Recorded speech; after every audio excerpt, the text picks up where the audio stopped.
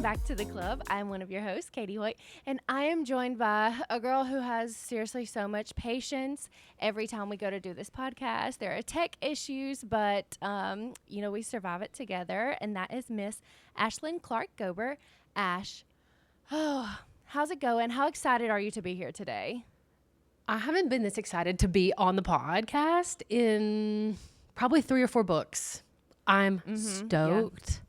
And I'm cracking up just thinking about how excited we were and all of the hype this book had. I'm just excited to finally be in the mix because I feel like so many people read it in 24 hours and we're just the lone people left to add our thoughts to the internet. Yeah. So happy to do that today. Agree.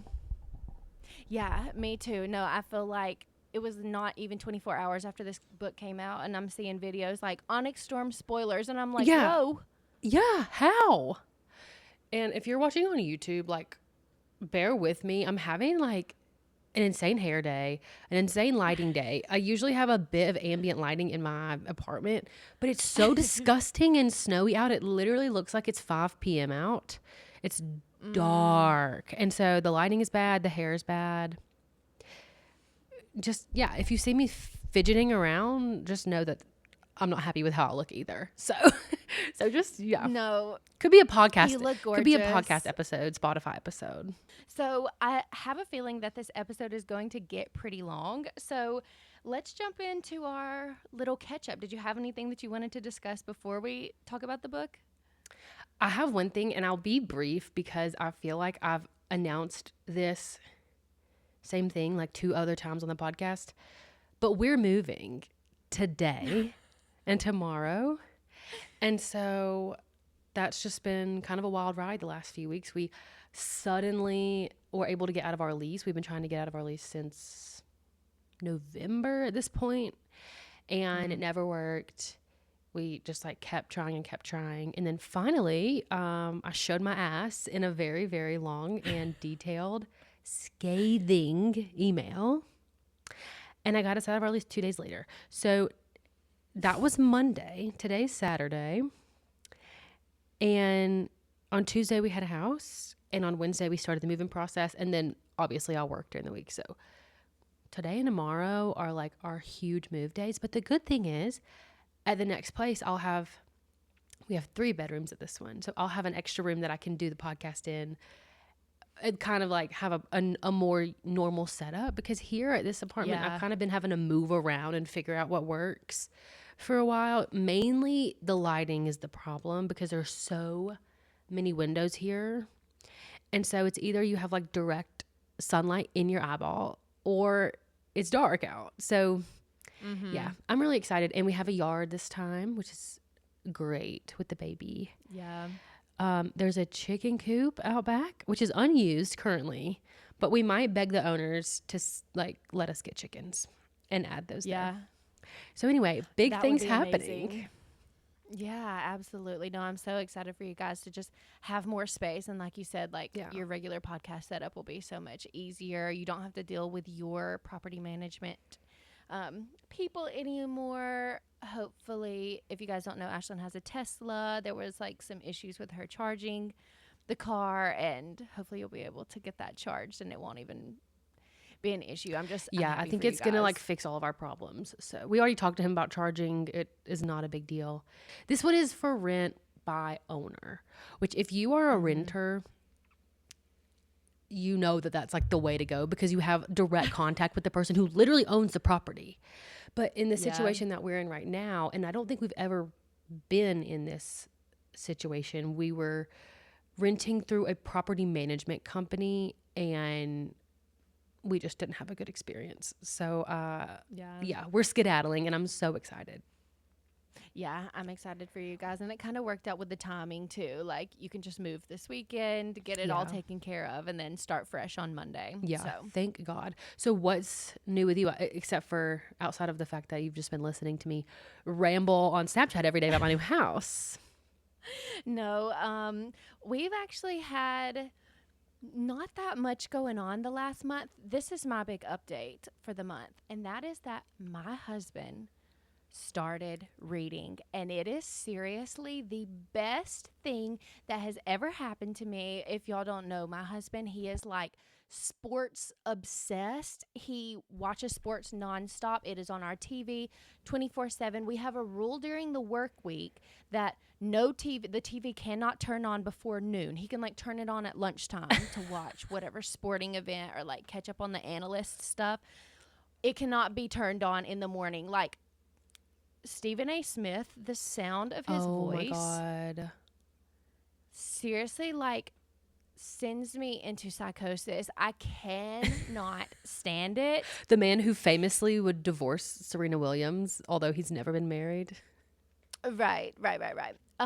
Can't stand the man, and Hoyt loves him. So anyway, Hoyt has started reading. Our evenings are so lovely. Not to mention Love Island All Stars is on, so we just like watch an episode and then we read, or we read, then we watch an episode and then we go to bed. It is so lovely. And also, if you don't know my husband, he's like severe ADHD, needs constant stimulation. And so for forever, he was just like, I can't read. Like, I can't stay still, stay focused for that long.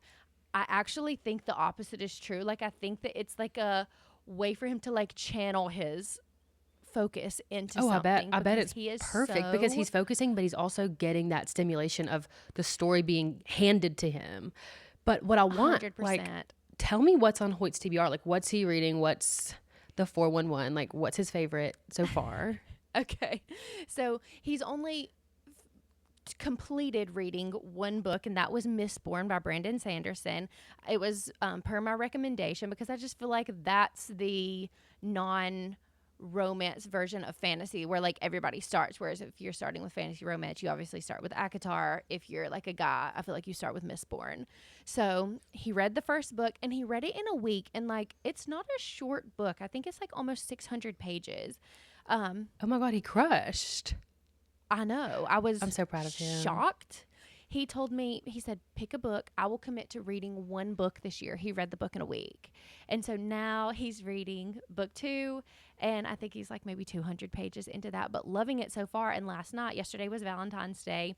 We went to the Summit. We went to Fleming's for dinner. And he was like, can we go to the bookstore after this? And I was God. Dream date night. It seriously was like so much fun. We went, and like he's just getting into it. Like he downloaded Goodreads. He's trying to like be active on there, look for books, but he was like, it's really hard to go to the bookstore when there's no reviews plastered anywhere for any of these books. You don't know if these books are good. Like, I don't know how people do it. And I was like, that's why you have to get in the Book Talk community. You have to get on Book Talk. You have to get on Goodreads. Actually, let me interject here and say, this is the point of the book synopsis that we literally don't read.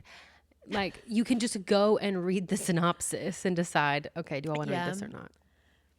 100%. But I think, so he wants to finish Mistborn. He wants to read The Witcher because what he really wants is to read a book series that has a TV show, but he has not seen the TV show. So he feels like The Witcher is like that perfect opportunity. What about Outlander? Have you guys discussed Outlander? There was another series yesterday that he was looking at, and I can't remember what it was, but he was like, I really wanted to watch this show too. It might have been Outlander. I'm not 100% sure. But if you have recommendations, please, like, by all means, send them to him. He, like, really wants to be into reading. But, again, girls, like, if your man's not reading, I cannot recommend it enough. It is so lovely to sit on the couch in the evenings. No TV, no sound. We have the fireplace on. The dog's laying in his bed, and we're just cozy on the couch with our books. It is heavenly. Wow, I'm so jealous. That's exactly what my experience was whenever Jake started reading for the first time. I was like, and I know that a lot of men in our age category, like millennial and older, Gen Z, I guess, men have ADHD because they grew up playing video games all the time and watching sports all the time and everything. So I know you guys know what it's like to live with someone who is always either talking or having something playing. Like, the amount of YouTube videos my husband can blow through in a day is astounding. But as soon as he decided that he was going to start reading, it was like night and day. Like, truly the most peace we have ever experienced was whenever we did not have a child and we were both reading. So I could Yeah, not be more 100%. envious. Yeah, it's been amazing. But other than that, I haven't really had too much going on. If you guys have been listening for a while, you know that I have a trade show with my company once a year. It's the first week of March, and we have just been balls to the wall working on stuff for that. I've seriously had like the worst week, 2 weeks in a row, but it is what it is. It'll be over soon. And that's always exciting. So that's really all that's been happening in my life. I haven't like really read that much recently, or like I don't have any other updates besides Onyx Storm, which we're here to talk about today. So now that we've dillied and dallied, maybe we should get into what we came here to discuss, which is Onyx Storm by Rebecca Yarros. And you guys might notice we're trying a little bit of a different not approach, but a different setup than usual. So instead of saving our like overall thoughts and general discussion for the end, we're bumping it up to the beginning just to see if this will help the flow of things. But it could potentially make it longer, and that's just something that we'll have to address if that happens. But I presume that this will be a long episode anyway, just because there's so much to talk about. So anyway, if you notice that there's like a little bit of a difference in the flow of our podcast, that's why we're just always trying to innovate things and move forward at the club and make sure that, you know, we have our finger on the pulse. 100%. All right. So if you're ready to get into it, then we can do the author biography and the book synopsis. Yep. Okay, I'll read the author biography. So this book, again, is Onyx Storm by Rebecca Yarros. Rebecca Yarros is the #1 New York Times, USA Today, and Wall Street Journal bestselling author of over 20 novels, including Fourth Wing and In the Likely Event, with multiple starred publishers, weekly reviews, and a Kirkus Best Book of the Year. Let me just state for the record that was one sentence. She loves herself. So anyway, sentence number 2. She loves military heroes and has been blissfully married to hers for over 20 years. She's the mother of 6 children and is currently surviving the teenage years with 2 of her 4 hockey-playing sons. When she's not writing, you can find her at the hockey rink or sneaking in some guitar time while guzzling coffee. She and her family live in Colorado with their stubborn English bulldogs, 2 feisty chinchillas, and a Maine Coon cat named Artemis, who rules them all. Can I just say something? Let me ask you. Yeah, go ahead. I think she's ex-Mormon because they live in Colorado. I don't know where she grew up. They live in Colorado. They have 6 kids. Yeah. And she's talking about guzzling coffee as if it's some sort of like personality trait. And it could be because she grew up not allowed to do that. So that's just the fan theory. Okay, that's a really great point. The 6 kids, I feel like, is like the most outstanding thing to me. What I was going to say. Well, you could be like really staunchly Catholic and have 6 kids. That's true too. My takeaway from this is like, what is it about the elder millennial obsession with making drinking coffee their entire personality? Like, it's fine. Like, we literally all drink coffee. I would say a lot of people have more than 1 cup a day and don't tell anybody. It's fine. Yeah. Like, you don't have to tell us about your coffee consumption. It's like, girl, habits. your secret is safe with me. Like, no one gives a fuck. I promise I will never tell anybody. 100%. But if she is ex-Mormon, then like she wouldn't necessarily want people to know that. But maybe she does. Maybe she's just like, no, I'm done with you people, and like this is her version of rebellion against that. Yeah. Yeah. Okay, let's move on to the book synopsis. Okay, I'm gonna butcher some of the words. After nearly 18 years. No, let me start over. After nearly 18 months at Biscayeth War College, Violet Soaringale knows there is no more time for lessons, no more time for uncertainty. Because the battle has truly begun, and with enemies closing in from outside their walls and within their ranks, it's impossible to know who to trust. Now Violet must journey beyond the falling Oretian wards to seek allies from unfamiliar lands to stand with Navarre. The trip will test every bit of her wit, luck and strength, but she will do anything to save what she loves: her dragons, her family, her home, and him. Even if it means keeping a secret so big it could destroy everything. They need an army, they need power, they need magic, and they need the one thing only Violet can find: the truth. But a storm is coming, and not everyone can survive its wrath. Sorry, that one sentence like triggered some dyslexia. I was like, what are these words? Okay. Not a terrible synopsis, to be honest. Like, doesn't give much away. Yeah, I completely agree with that. My question is, it says there's no more time for lessons. Then why did we spend fucking so true. 300 pages at the school and in class, and her practice? She's so tired. She has blisters on her fingers. She has to knit it every day. Like, what are you talking about? There's no more time for lessons. Just take that out and it's fine. She wrote this before she decided that she was having 2 extra books. You know what I mean? So then she was like, oh, fuck, we have to go back to battle debrief now. Like, we don't, like, I can't just keep moving the story forward. Yeah. Okay.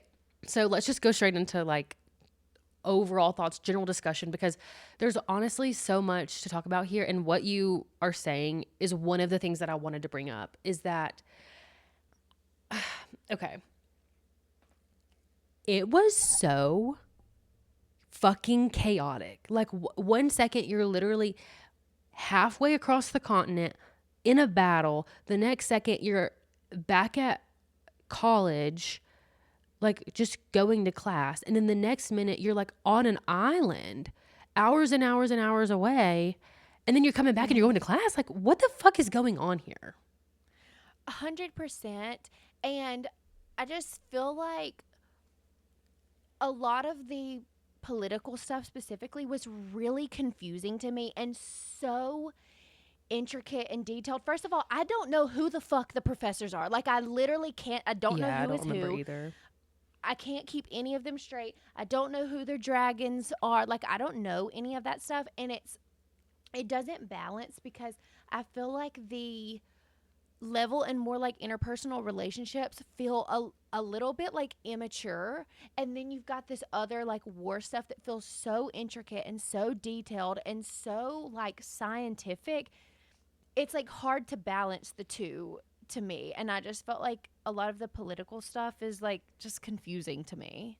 Yeah, and I actually had written a note about the politics too, because in a story like this where you're like in the 3rd book and there's like a big enemy, like an enemy of the state, right? And you're like trying to save the world.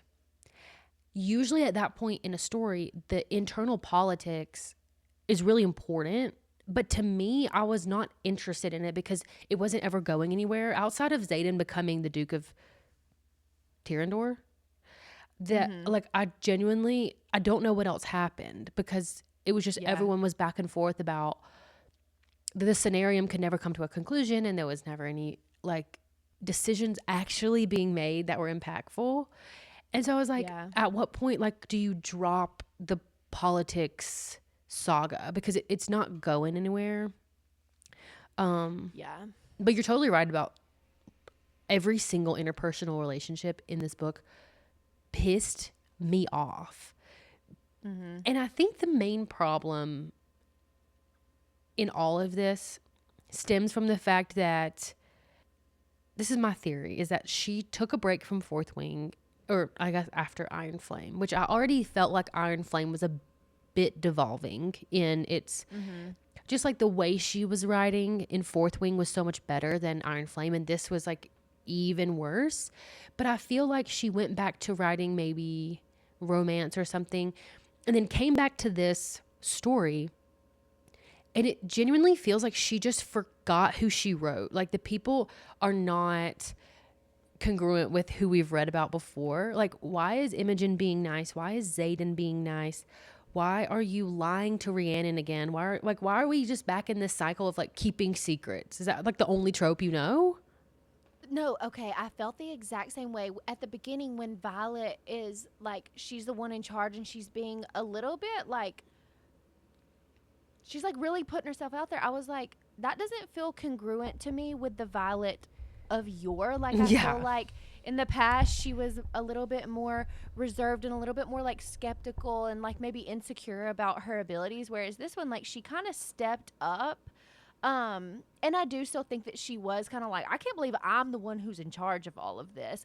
But it felt like she had like a lot more cockiness and confidence about her. And I didn't recall that Zayden, like, while his powers are still scary and everything, he was so much softer, I felt Yeah, like. it And was it was that was a drastic change for me.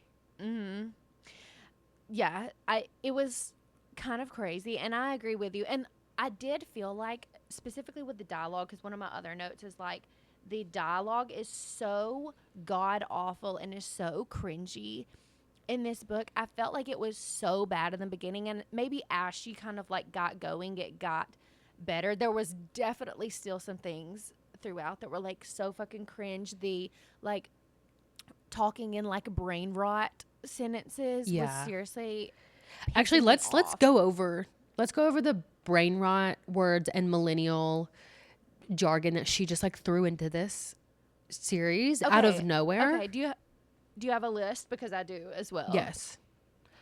Okay. Go ahead.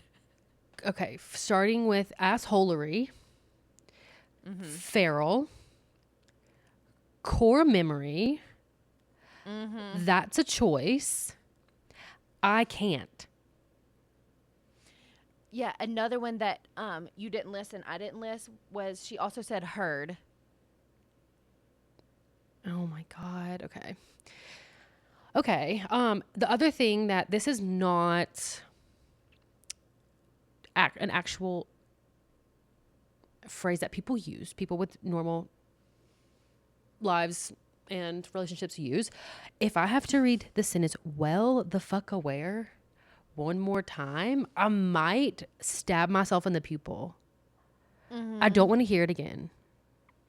It just feels like she's trying so hard to be quippy, Yeah. and it's not coming through. And I had posted this on the club stories.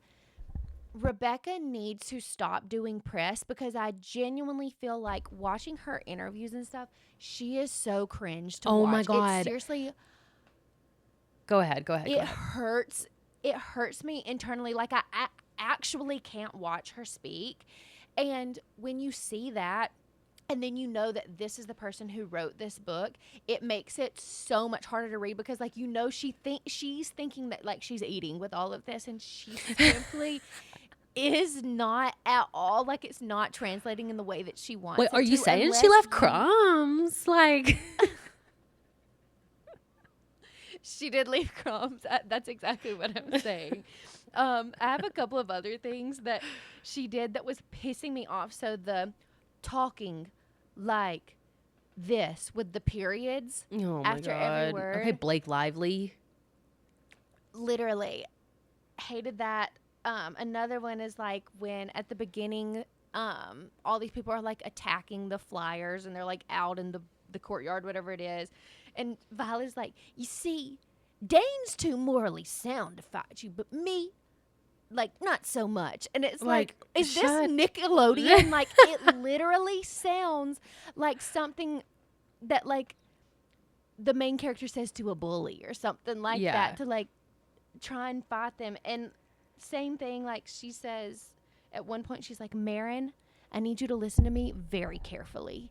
And it's just, it's not, it just, Yeah. So Violet in gives general. immature. Yeah. Violet in general and this one, like, just to echo what you said, like, literally, she just became confident and like cocky and kind of mean. But I genuinely, like, I was like, oh, I kind of like her being this way and like understanding how powerful she is and how much of an asset she is to their side of the conflict.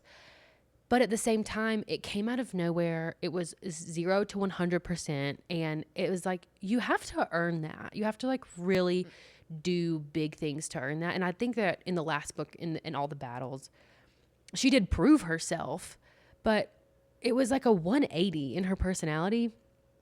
Yeah. And I'm like, I don't know. I just felt like a lot of characters, which we'll still have our character discussion, so we can talk about it more. But like, there were so many characters that I felt the same way about. It's just like over and over again, I feel like she just forgot who these people were. And like, you made them up, so you can do whatever you want with them. But like, we're the ones that like know them too. Like, we know them just as well. Yeah. So why are 100%. They all of a sudden different? 100%. And I think that like you and I did not do a reread. And so coming into this, it was like it's not fresh on our minds, but I feel like everyone feels this way, that these are not the same characters from the previous books. Like, oh my God, I don't even want to go into this, but like the dedication, seriously, she's talking about like, if you're somebody who like doesn't get invited, like you're somebody who's left out because maybe you have like different interests, this book is for you. And it's like, but she said, like, we've got dragons to ride. And it's like, Rebecca, case in point. That's why no one invited you anywhere, because you are so cringe. It's like so hard to listen to her speak or to like read the words on her pages. But what's bothering me is like, I think that she set up a nice story. I'm not saying that I wasn't entertained by what happened. It was the execution of how she played it out. Just like I'm asking myself now, like, am I too old to read this series? Am I too old to read this series by a millennial woman with 6 children? Like, it's time to evolve. And I haven't watched any of her press just because honestly, I didn't get served any of it. So I just didn't know what happened. And then what I meant to do was like watch it before we had this episode so that we could talk about it more in depth, but I just totally forgot. But I did remember I came across like an article. It was like, this is the fastest selling adult book in 20 years per the New York Times. And I was like, that's insane. That's good for her. I'm so happy for her. Like, these books are so great. And my coworker was like, who is this? Is this Amy Schumer? Like, who is this? I was like, no, this is Rebecca Yarros. Like, she, whatever. So it was so funny, but obviously it was just a joke. But like, I feel like she's getting all of this credit and her name is getting all of this hype for this book. And then it's going to be a flop. Like, I haven't heard a lot of good stuff about it. Yeah, I completely agree. And like, also in her interviews, this is what pissed me off. Like, the people who go to those interviews are not my kind of people, because they be asking questions. One of the questions that I saw before the book even came out, someone asked, are we ever going to meet Zayden's mom? And she's like, I think that a book is about to come out, like, you're about to read a book. And it's like, okay, thanks, girl who asked the question, because you just spoiled it. Like, and that's not even Rebecca's fault. Like, what are you supposed to do? She's not going to lie about it or just say, like, we'll see or whatever. Like, the people who ask those kinds of questions, I feel like, lead her to having to give things away. And it's just annoying to me. Like, I just feel like they should stop doing the press, or like moderate the questions a little bit more. Like, people can submit questions, but her manager or whatever has to be the one who looks over the questions, because I feel like the interviews are seriously ruining everything for her. Yeah, I'm kind of glad I didn't watch them, but I do wish I would have watched them like after the fact. Speaking of her manager, the way I would fire my entire team if this happened to me, I actually don't know what is getting told to Rebecca and like how she's perceiving all of this, but there's no way that she's not aware that most people who read this book, I will say, were left wanting and like kind of unhappy with at least one aspect of the book. Yeah. And the problem is that I guess whoever is representing her changed her contract. Like, this was supposed to be the last book. And then all of a sudden there's 2 more books. You're having to figure out how to fill in all of these blanks now instead of just like wrapping the story up. To me, 3 books is usually plenty to get a really well thought out story put on paper and executed. But I'll read 5 books if they're all good, but I'm not going to sit here and watch your story get worse and worse and your actual writing devolve. Like I'm just going to have to like jump ship at some point. I wrote down almost the exact same thing. Like, this book didn't need to happen. Again, like, I had fun along the way. I thought there was some like cool stuff that she wrote. We are literally no closer to solving this issue than we were when we ended book 2. So what I wrote down is the moral of the story is like, shut the fuck up. And also, like, if you want to write this kind of book, this filler book, why was it so long? Like, literally, we didn't need 70% of the stuff that you put into this book. Like, it didn't I totally need to agree. happen. I totally agree. And some of it just felt completely off the wall, unedited. Like, did anybody do a spell check? Did anybody go through and like control F her favorite words? Like, there's literally, okay, she made up this word, Amoralis, for Navarre. Okay. It is spelled Amaralis in one sentence. And 2 sentences later, it's spelled with a Y. And then again later, it's spelled with a Y. Like, why are you misspelling your own word? And why is no one catching it? And I also feel like it was confusing. I couldn't remember, like, at the time. I was like, maybe I just like misread it. But the Zinhal, I don't know if I'm pronouncing that correctly. And then it's like Zelenia or something like that is like the location versus the god. And I was getting so confused between the two because, like, Dune, isn't that island named after the god? Then why are these others, if they're not named like exactly after the god? Yeah. Why is it something different? I was getting so confused on stuff like that. And also, like, the islands, like, what islands? They weren't even on the map. I didn't have a map. That's another, like, issue that I have is why. And actually, I meant to check earlier and see if maybe it's just in the back of the book. But to my knowledge, I don't have a map. Okay, in the printed version, there is one in the back and one in the front. So yours might have been at the end, but that's not the appropriate place. There's not one? Not at the end. There's not a map. And, like, not only did we need a map, an updated map, because I feel like there's new locations, we also needed a map that showed the islands, but, like, we didn't get either of those things. So yeah, it was just like we were having to guess where everything was. But yeah, I have a couple more things that I want to talk about from her grammar perspective, and then I'll let it drop about the editor. But this is like the most annoying thing to me when I'm reading a book. The hedging with the words, the throwing useless words into the beginning or the end of your sentence. And this is like, I have a hard time even articulating this, but I took notes on hers just so that I would have exactly like what I'm trying to say. But here are like the main offenders of how she does this and how bothersome. She uses, like, she'll say in any form, like in any way, in the best possible way, an inkling of, she literally said an inkling of a thought. Like, that's not useful. yeah, Those aren't useful words. But she would say, like, oh, if there's any magic in any form, or like, I'm never going to be able to get over this in the best possible way. Like, okay, no, you don't need all 12 words.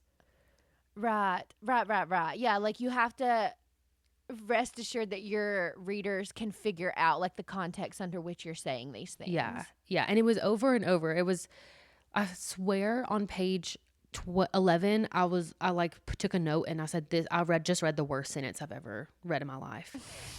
And then on page 22, I was like, no, this is the worst sentence I've ever read in my life. And it just kept happening, and I just stopped keeping count. Yeah. No, I just feel like somebody needs to have a conversation with her about adding like slang terms in. That's really like my biggest thing. And also just like getting to the point, because this is the second book now where I've felt like the story is dragging. And like we go through a lot, like a lot of shit happens in these books. And I don't find it necessary to get your point across. Like if you have a long book because that's how much you need to get your point across, that's fine. This is all, this entire book is filler, and it was pointless. Yeah, I agree. I actually really enjoyed the island hopping section. I felt like same during that part, I was like, oh, this is the point of the book. We've arrived somewhere, but even the parts leading up to them going to the island, it felt sporadic. I was like, why are they going to these islands? Like, it doesn't really make sense. Mm-hmm. And then it's like the very best part of the whole book. And like the whole book could have been written about this, because there's no need for them to go back to school. There's, as she has stated in her synopsis, and there's really no way for you to find a cure, quote unquote, to being venin at college. So you're never going to find that there. So I love the like discovery, like exploring parts of the book. Yeah, no, I felt the exact same way. And that's what, when I was thinking back, I was like, what could have been cut? And I was like, honestly, the islands felt pointless. But I was like, but that was like the parts that I enjoyed reading about the most, just because it's something different. Like you actually get to see a different part of this world, and like how things are so vastly different, and you get a lot of history behind that. And it was just like fun to be there. Yeah, like, it was so much more fun than coming back to the college and being like, oh, well, we're sitting here waiting on what the scenarium's going to decide, and we're going to go to battle brief and see how all the wards are coming down. It's like, okay, I'm not surprised. Like none of this is surprising to us at all. Mm-hmm. I really had a ton of theories throughout the book about like why the fuck this like lightning wielding silver haired venin was there. And I was like, this is going to be so crazy when like it finally comes to a head. And, like we figure out like how she's silver haired, how she wields lightning. Like this is so like her mirror, like that's crazy. And then it was like, not. No, like it felt like it had like no relation at all. And like I do want to get into that a little bit later, but I thought the exact same thing. Like this is going to be crazy, and we're finally going to get all these answers and stuff, and then like womp womp womp. Yeah. Like no, that just kind of stunk it up. Okay, I have one final thought, I believe, and that is, my question is, why the fuck is solving the problem of the war and all of this stuff going on left exclusively up to this group of students? Like, is literally every single other person in command just like shit for brains? Like, is everybody literally twiddling their thumbs, looking around like, I hope we win the war? Like, what is literally anyone else doing at this point in time? Because it feels like anything that matters, this group of children are handling. And like, I get it for the book purposes, like they have to be super involved with things, but yeah, you have to have somebody else like dealing with the war. Like, I'm sorry, there's no way that a 22-year-old boy and his girlfriend are doing all the strategy for the war on this in the whole world. Like, right. It doesn't make sense to me. It makes actually zero sense. And that's my whole confusion with, like, we're on book 3. How is there no infrastructure? How is there, like, why is there not more understanding of like what's going on behind the war? Like, who is Llewellyn? Like, what's going on here? Who is Llewellyn? That's what I would like to know. They're just, and she introduces it like, Llewellyn. And I'm like, did I know this person before? And like, that was the whole beginning of the book. I think that I'm not going to say shot myself in the foot, but like, because I didn't do a reread at the beginning of the book, I was like, I can't tell if I was supposed to know all of this information, like if I'm privy to what's going on, or if I just literally forgot, like, well, all the scheming and stuff.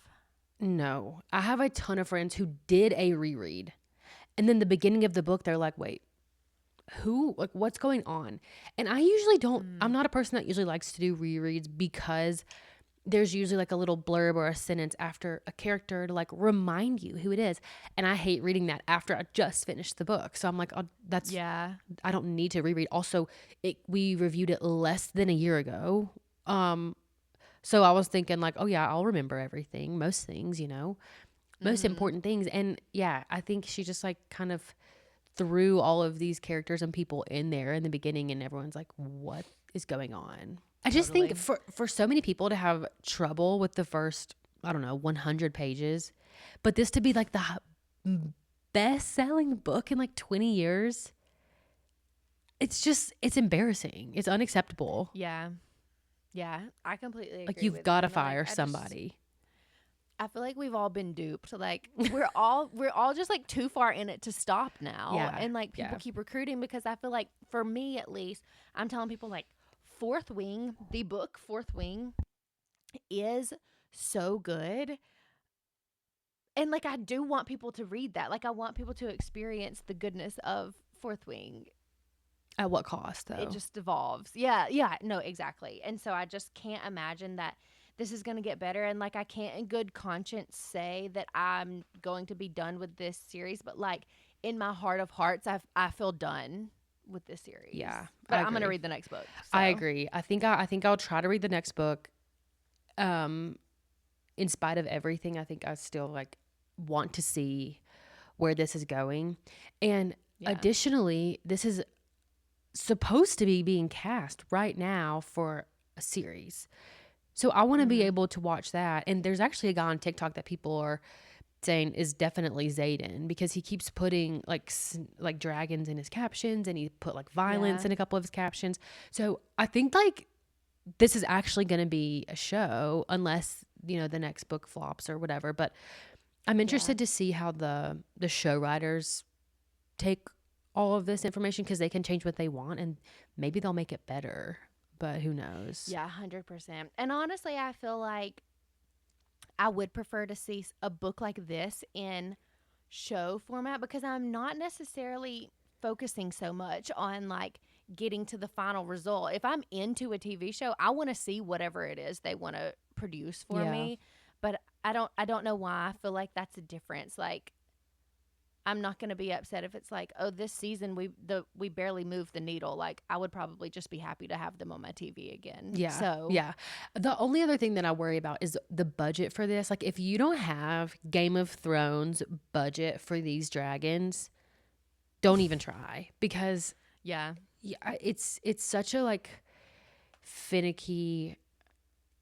There's like fantasy series seem hard to me personally to make, because there's so much CGI and there's so much like, how are we going to convey the fact that they mind speak? I don't know, but that's up to them to figure out. And if they don't have the budget for it and it turns out like New Moon, then like we're all going to be mad. 100%. But we can move on to the character lineup if you want. We can just start with Violet. Okay, so my biggest thing with her, like, this is a classic case of the main character not asking any questions, which for Violet specifically does not fit, because she's so scholarly and she's so curious and like so into like having and obtaining information. Like, why didn't she ask Mira more questions about going to see the grandmother? Why didn't she ask the people at the temple about the hair thing? Like, why was she the only one that could talk to her dragons? Like, when this is happening, are you not like, no, that's very, very, very important to learn about this? But she's just like, Xaden, I would love him through anything. Like, that's literally her only personality trait in this to me.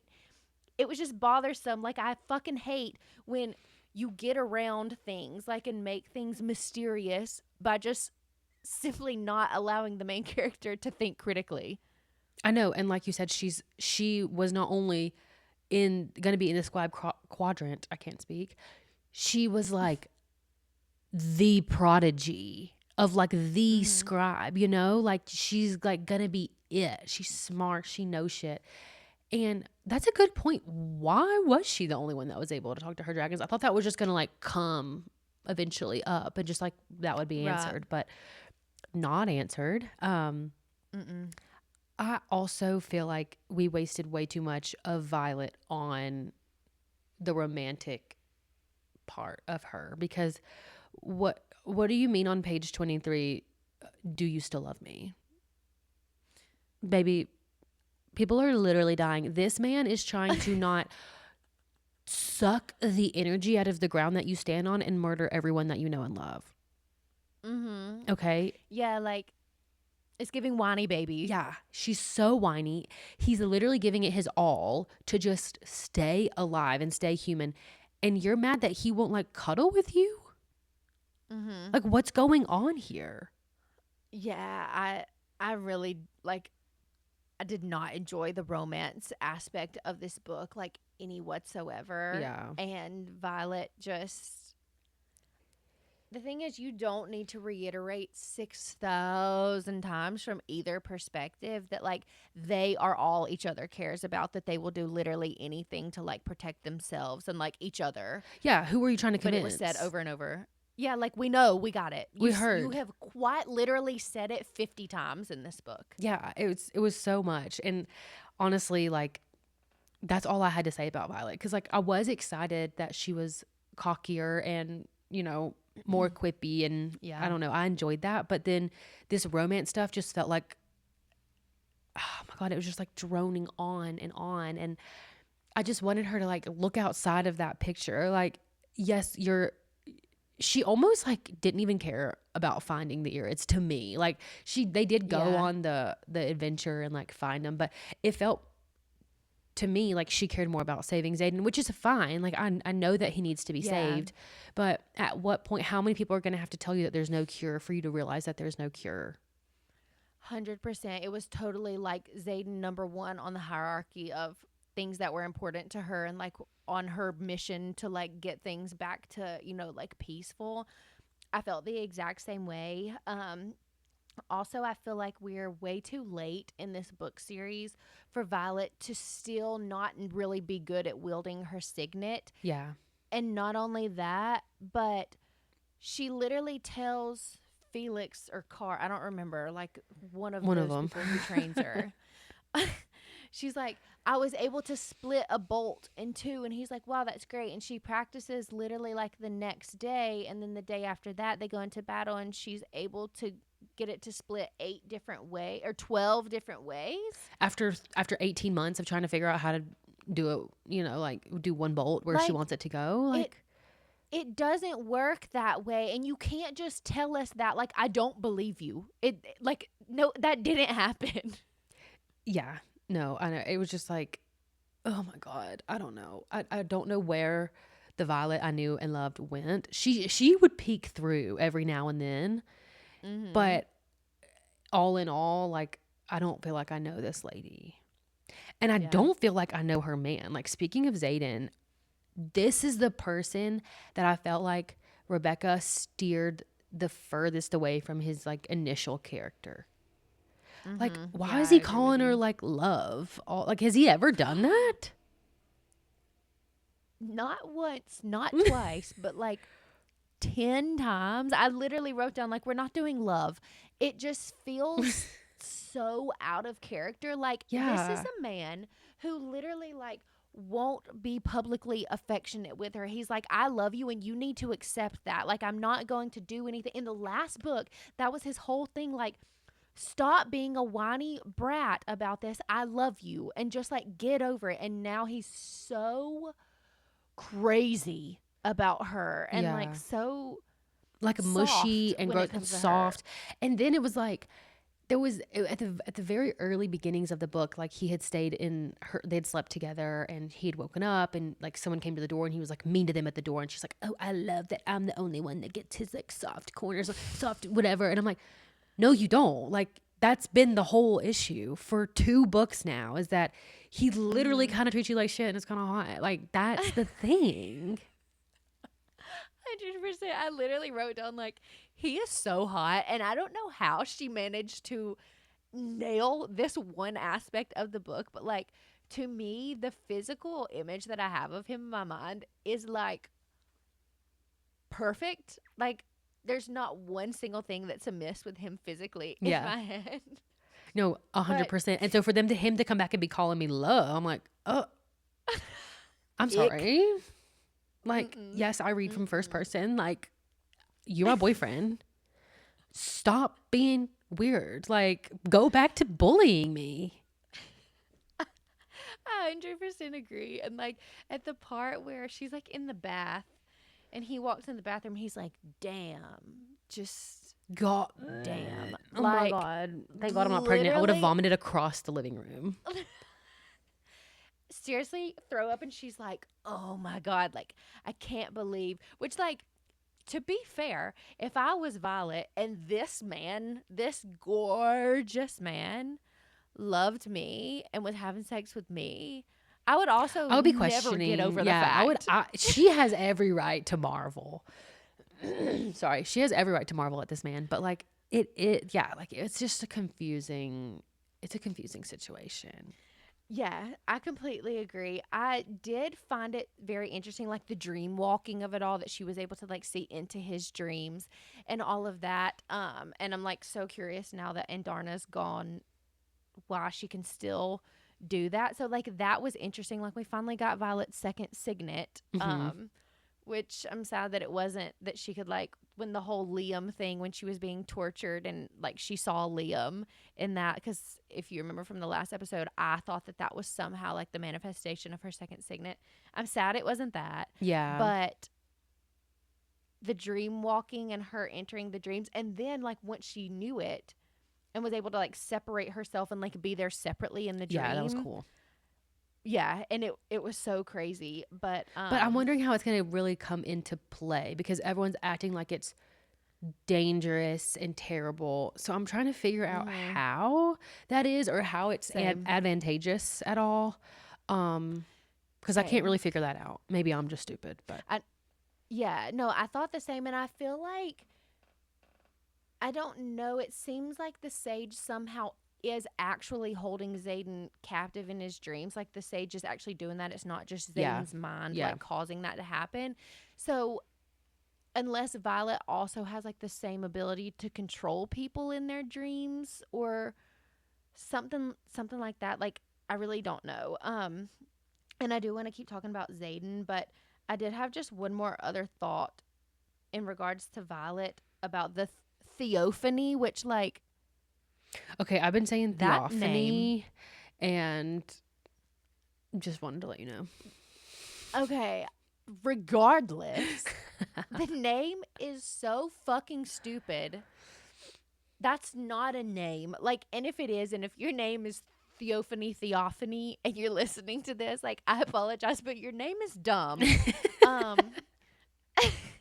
The whole time she's like, come to me, like, you'll seek me out. I have the answers to all of the questions that you have. Like, and at the end of the book, all she wanted Violet to do was take, what's it called when they like take channel? Mm-hmm.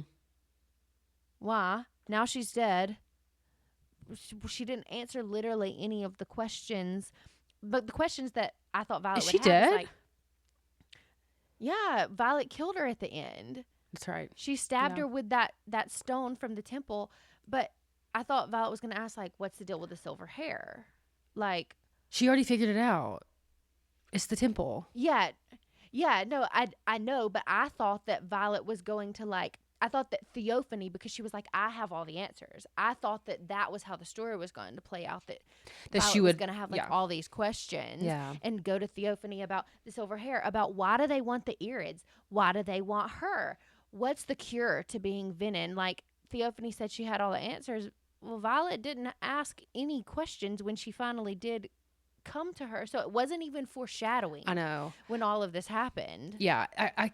There kept being these interruptions in their plot line together. Because whenever they were, I can't even remember where this battle was, but where the Irids are about to come down and she's like, they're about to like, I guess they were at Beskiath, maybe. I can't remember. Maybe it was in Arisha. But Theophany's like right there at the temple, like, come with me and I'll answer your questions. I'm like, fuck yeah, like we're gonna get the answers. And then like the words are fired and I'm like, damn, I wanted to know the answer. Yeah, and like the answering the questions plot line, just like It fizzled. she didn't develop it. Like, don't put it in there. It literally doesn't exist. I don't know. The whole the theophany plot line was bothersome to me, and like now it doesn't even matter anymore because the bitch is dead. Oh my God, I can't believe she died. I actually totally just like wiped that out of my memory, because as much as I wanted her to like not be an enemy anymore, it would be more important for like all of the Venom to not be an enemy. So I'm like, we need to talk to her and get her knowledge and figure out what's going on. But yeah, 100%. And so that, bringing it back to the Xaden of it all, what was the deal with Jack Barlow at the end? Like, he didn't provide any information when Violet was in the room with him and like all of that. And I also am confused, did he die at the end? it seems like he's alive, but barely. Okay, But I don't know. tell, I can't confirm or deny that. Maybe I need to go back to listen, because like Garrick takes the wardrobe back to Bazgaeth, but he wouldn't have done that if Jack was dead, right? And because I thought that I read like he disintegrated, like how whenever you get stabbed with the alloy dagger. There was a lot going on. I don't even know. All I know is he wasn't telling them shit. He was telling them almost nothing. And then the Venom are like, we're mad because he's given away all of our secrets. And I'm like, no, he isn't. He hasn't told anybody shit. He hasn't said anything. And like, what's the point of his storyline at this point in time? Especially if he died. Like, none of these things that she set up matter literally at all. I wish I had an answer to anything that you're asking, but like I literally don't. I think that most people are just sitting here with a big question mark over their foreheads and they also don't know what's going to happen or what's going on, because none of this was predictable and none of it was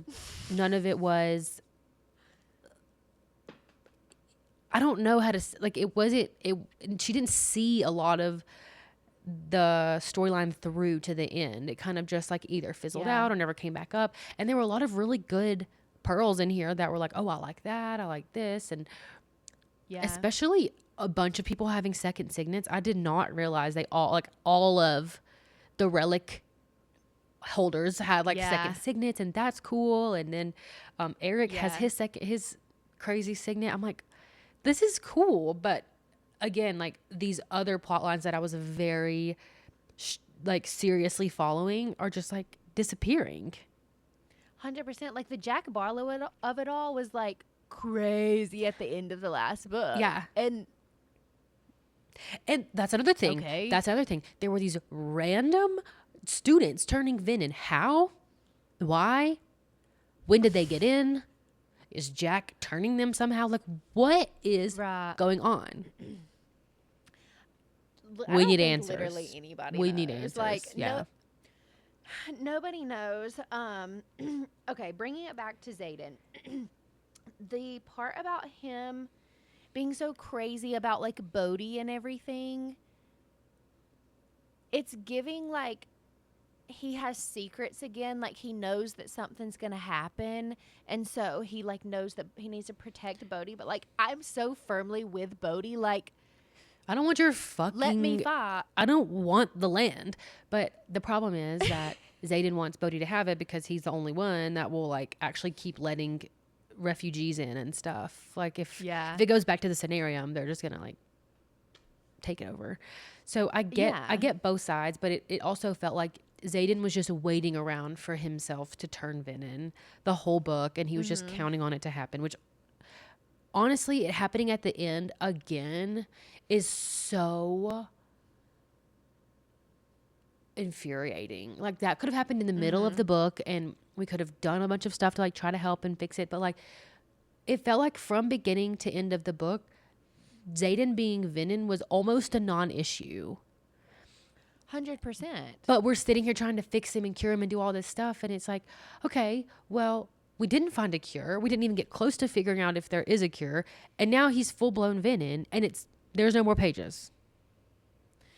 Yeah, and I actually put like, I think I'm done with these cliffhangers. Like, I actually just find it's just pissing me off, and it's not like, oh, that's so crazy. Like, I can't wait for the next book. I'm just like, okay, whatever. And also with this one, I feel like it's probably quite clear what happened. So this is what I wrote. They met up, Violet and Xaden met up after the fact, and he was probably like, or she was probably like, yeah, I'll still help you. Like, I still love you, you know, whatever, even though you did this, because like, that's how she's going to be. And he probably was like, no, you have to be the queen now. Like, I have to go help myself. Let's get married. But yes. Mm-hmm, yeah. Yeah. Let's get married. And then Violet was probably like, Imogen, like, this is too painful. Can you wipe my memories? And then at the end, Imogen's like, I did what you told me to do. That's my guess about things. Okay. And therefore, like, I don't care literally at all about what actually happened. Like, we all know that she's going to find Xaden in the next book and everything's going to be fine. And he's going to come back, like, in some capacity. So I'm done with it. Like, yeah. Right. I don't really have much else to say about him, to be honest. That was kind of all I had. Yeah, same. Okay. So who would you like to discuss next then? Anybody? You want to talk about Tarn? I don't have much to say about him. Yeah. Okay. Yeah. To me, like, I'm still just like so obsessed with him. I love that he's so grumpy. The part where Andarna is like going out into the water and he's like, do not go past your claws. Like, he just gives like dad energy, but like grumpy dad. And then the only other thing that I wrote is I felt like when Andarna left, it really softened Tarn a little bit. Like, he kind of stepped into that like more nurturing role for Violet. And I was eating that shit up, like him leaving the bond open for like just in case she ever needed him. It was so sweet. And like, I don't have a bad word to say about him. No, Tarn is the best. I literally put, this is the only character whose integrity was maintained. Like, seriously, the only one that was as good as we remember, still delivering the best lines in the book as always, but like just always being that like relief, because he's not always happy, but he's always doing something entertaining. Yeah, he's the best. He's always got some smart ass remark for her just to like lighten the mood, that she's like, okay, well, like, yeah. Okay. No, I seriously love him. I actually loved getting to hear from the other dragons also. Later in the book with Imogen and the Rhiannon chapter and everything, just hearing other people's dragons in general was, I loved it. I want to hear them all the time. 100%. Same. Okay, I thought the same thing. It's so nice to see, like, because they each have their own different relationships with their dragons. Yeah. Like, well, we can talk about Riddick in a little bit, but like his relationship with Yotram is like so fucking funny to me. Do you want to actually go ahead and talk about Riddick? Yeah. Since we're here. Okay. What did you think? Okay, at the beginning of the book, I was just like kind of tired of him and his antics. Like, he's always the only point of comedic relief. So it's like over and over again, I'm like, Riddick, literally shut up. Like, there's not really, I don't like care. But then whenever he sat Violet down and was like, you are telling this person, and this person, you're not keeping secrets anymore. You're not dying at the hands of your little boyfriend because you don't want to tell us the truth. Like, we are a team. Like, at that point, I was like, okay, this guy is, you know, he's made a comeback. And then I felt like from that point on, he was just like the best. Yeah, no, I completely agree. And like, I'm the same. I actually saw something on Instagram the other day that was like, if you're the kind of person who gives people a hard time, like, because it's funny all the time, like, just know you are one of the most exhausting people on this earth. And I kind of felt that way about Riddick. I was like, why are we making sex jokes? Like, every now and then is fine, but like, in serious situations, please just be quiet. Don't say anything. But he really is so funny. Again, like, I loved his relationship with Yotram whenever they get to where like he can't communicate and Yotram just like blasts like snot all over him, and he's like, I still don't understand you. Like, you don't have to scream at me. Like, and they're always like pranking each other too. They're like the perfect pair.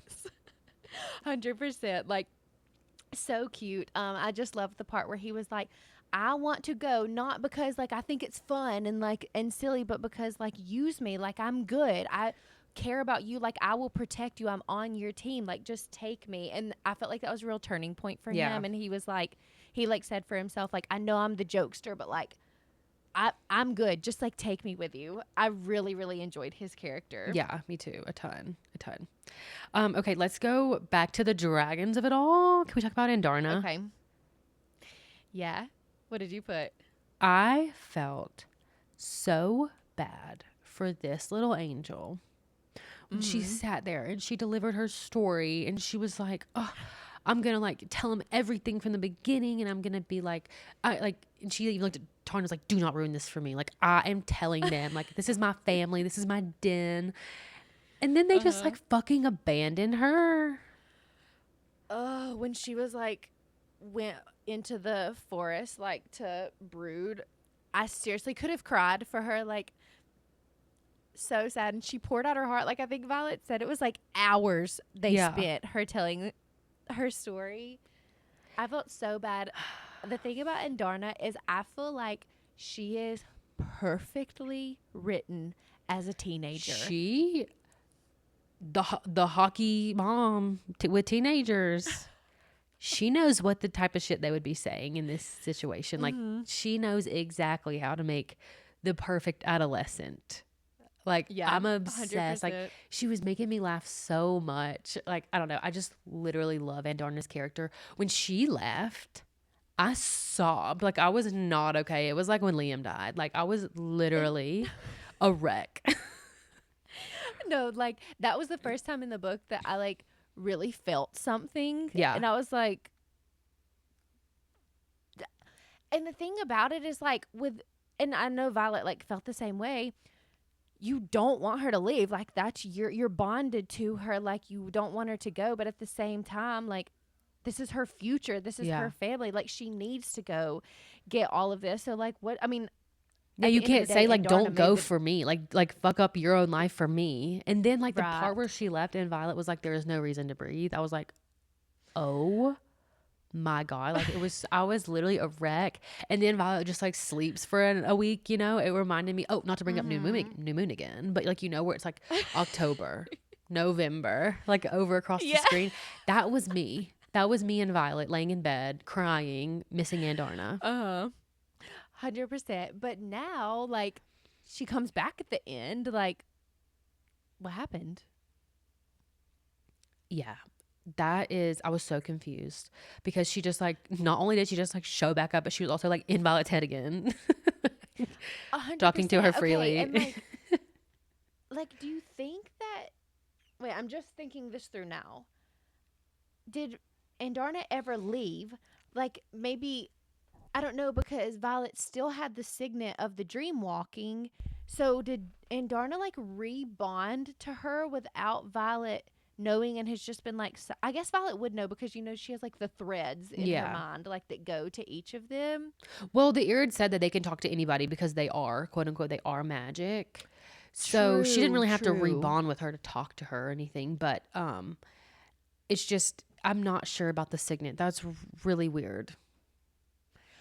Yeah. It's also really funny that she did not tell Violet that she gave her that signet and like let her figure it out on her own. She was like, oh no, you're the one that has it. Like, it's your signet. Like, that's not my business.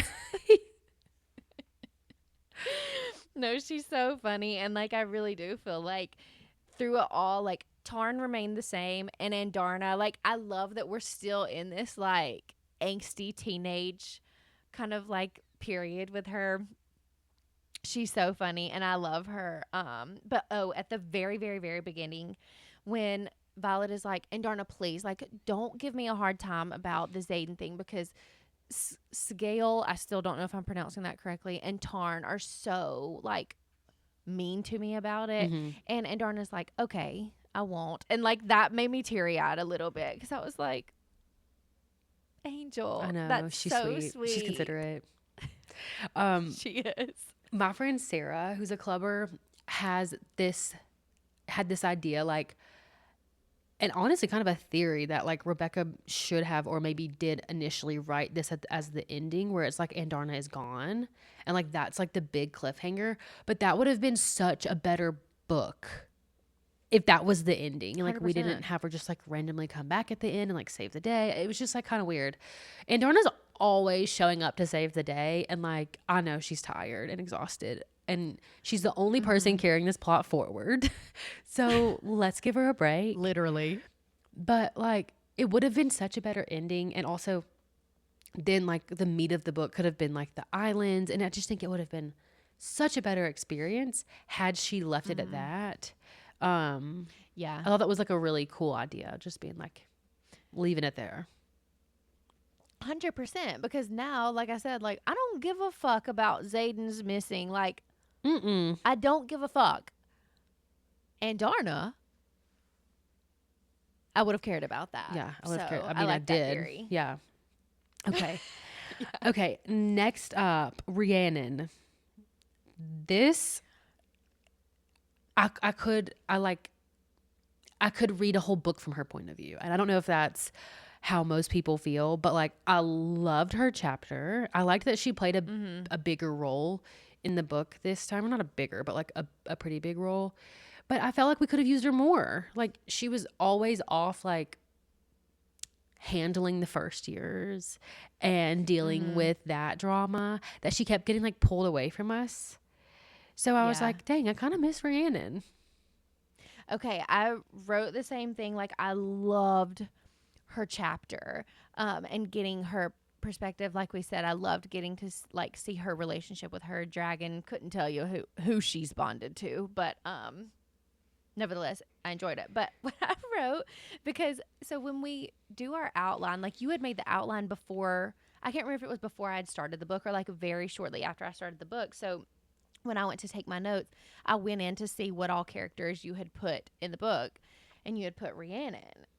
And at like before we got to Rhiannon's chapter which is like one of the last chapters in the book, like I just wrote, is Rhiannon in the room with us now? Like I genuinely feel like she was not a character in this book. Like she was. She never got to go on the missions and like never got to do anything. She was like stuck at Beskayeth. But then whenever we were at the college, we got to have her, and I was like, no, I miss her. Like, please take her with us. Yes.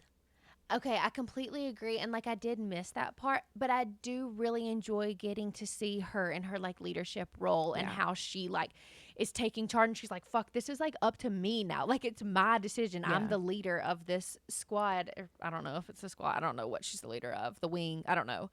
But I really enjoyed like getting to see her from that capacity. But I'm like, who's Rhiannon? Like she was barely in this book, only enough to like keep her top of mind so that you remember that she is like really good friends with Violet. Yeah. I wanted more of her. I thought it was a good way to like kind of bring in the younger characters like through Rhiannon's interactions with them. But I don't know. I feel like that was secondary. There were already way too many characters for me. And now there's like all these new ones that I have to keep track of. And so it was kind of a lot. But yeah, like I loved her chapter. Yep, me too. Okay, speaking of new characters that were brought in, well, I guess not new, but Garrick played such a bigger role in this book than he has in any of the other ones. So what were your thoughts on him? I don't really have a ton to say. I felt like he was really well written. He knows when to speak and not to speak. He knows how to follow directions. He knows how to execute. He just seems like a good character. I don't really have anything negative to say. Yeah, no, I completely agree. I loved getting him in this book, like a lot more, like he's a way bigger player now. Yeah. And I thought that like his distance wielding, that he can just like jump straight from place to place. Sick. Like, oh my God, that was awesome. And the fact that he can like carry people with him and all of that, like that's all great. And I felt like he also brought in like Imogen a little bit more into the mix. Not that she wasn't like already involved, but now like we have that storyline. So my question to you is, how do you feel about the two of them like having a relationship? I'm interested in it, to be honest. I really really liked Imogen's chapter also. And Same. but she's another one that I felt like she was randomly being nice this book, and she didn't really have to be. Like, she could have remained, you know, her normal self. But I don't know that I know enough about Imogen and Garrick's interpersonal relationship to like really understand. But it seems like their dragons are mated. Oh, really? I must have completely missed that somehow. Yeah, I don't know if they're mated, but it seems like her dragons are romantically involved. Okay. Unless I made That's that a up. good point. Okay, no, I'll have to keep that in mind. But I was kind of the same. Like, at first, I was like, I don't know how I feel about the two of them getting together because, like you said, we never really saw them together. It was Yeah. more so just like the insinuation that like she liked him. But then at the end, I felt like he likes her too. And then like when Quinn died, R.I.P. Like that made me seriously so fucking sad. Me too. I don't even She know was her like that. no, seriously. And she's like, you need to tell him, Jen. Which, by the way, Jen is like such a cute nickname for Yeah. Especially since you thought her name Imogen. was Imogene. So 100%. Um, but I just feel like this is just a perspective, and this isn't like positive or negative, but I felt like she wrote Rhiannon's and Imogen's chapters because she has the TV show. And like obviously during the TV show, you're gonna have to show oh, good multiple point. like Yeah. you know, you can't just like focus on Violet the entire time because people are going to be like, what's happening over here? Like, you have to have some like other version of what's going on with the action. And obviously, Xaden is preoccupied in the canyon with Berwyn or whatever the fuck his name was. But like, her losing Quinn, I was gutted. And like you said, like, we don't really even know Quinn, but it was so sweet. Like, at the end, her saying, like, tell Jax I love her, tell her my family this, like you need to tell him, Jen, like that you love him, whatever. I could get like teary-eyed just talking about it now. It was so sweet. It was so sweet. I think she is like the perfect martyr here because now Imogen is like the Venom count your fucking days. Like we needed more people, not to be like impacted by this negatively, but I feel like we need more of a reason outside of Xaden being Venom and Violet being sad to like actually fucking ruin these people. Yeah. And I mean, if like burning down cities at a time is not enough, like killing Quinn is definitely enough. Right. Oh, and I didn't even write this down, but Imogen obviously has a second signet that she can turn stuff to stone, apparently. I don't know if I caught that. At the end, when like the Venom are like walking toward her and Dane, and Oh, she's like, right. That one took me a second to figure out what exactly was going on, and I felt like it wasn't explained. Like the happenings of events weren't explained perfectly well, but I felt like in this exact moment, whereas Dane was like, "We're gonna talk about what just happened here later." I felt like this poor Dane, like he keeps getting put into these situations where he's like, okay, I can't talk about this now, but we're going to have a group meeting later and everyone's going to tell me all their secrets because why don't you people fucking trust me? Okay. Let's go ahead and talk about Dane. So it cracked me up when Riddick was like, you're going to tell Rhiannon, you're going to tell Sawyer, you're going to tell Jacinia, you're going to tell all these people. And they were like, what about Dane? And they were like, don't be crazy. Like, let's reel it in. He's new to breaking the rules. Like, we're not going to, not with this one. Like, that's too much. Yeah. I thought it was so fucking funny. But the other thing about Dane is, are they building a Sloane and Dane storyline? That's exactly what I think is happening. And let me tell you, I'm sad. Let me tell you, Sloane deserves better. And listen, everybody knows I'm a Dane apologist. Like, seriously, stop being mad at Dane. He fucked up and he owned it, and like he's back. We're good. Sloane is a queen. Like, I don't care what anybody says. That's my blonde bitch right there. And you think Sloane deserves better because she's blonde. Dane is literally single-handedly like navigating all of these battles without the information that he needs. Like he's like, okay, well, I'm still going to show up. I'm still going to go where you told me to go. I'm going to like be in charge of these first years and try to see how we can help you with them without like making them die and putting them at risk. But like he's like all on board. He literally got her dad's text from his dad's office. Yeah, no, like I don't have a problem with Dane. But you're insinuating that it's not king shit. This is all king shit. No, I'm just saying that to me, in my mind, Sloane is like so like the upper echelon of women in this world, and like Dane's great. He just feels a bit inferior to me. However, I am 100% here for like, because it feels like they are at the hate each other point right now, but like, yeah, Sloane also has feelings for him. Yeah, that did feel a little bit over the top, their like current hate, but it's probably because Sloane is like younger and doesn't really know how to express her feelings. 100%. But like, don't get me wrong, like I'm intrigued. It's just at present, I was just really happy. I want her to be with somebody cool. Well, yeah. Bodhi, for instance. Now that would be a good storyline. Yeah. I don't have anything written about Bodhi, but like, same. Again, something I would be interested in learning about. Should she ever decide that she gives a fuck what her readers want? Rebecca, if you're listening, we know you're not. Take that into consideration. We know you're not because we've been trashing you for an hour and 30 minutes. So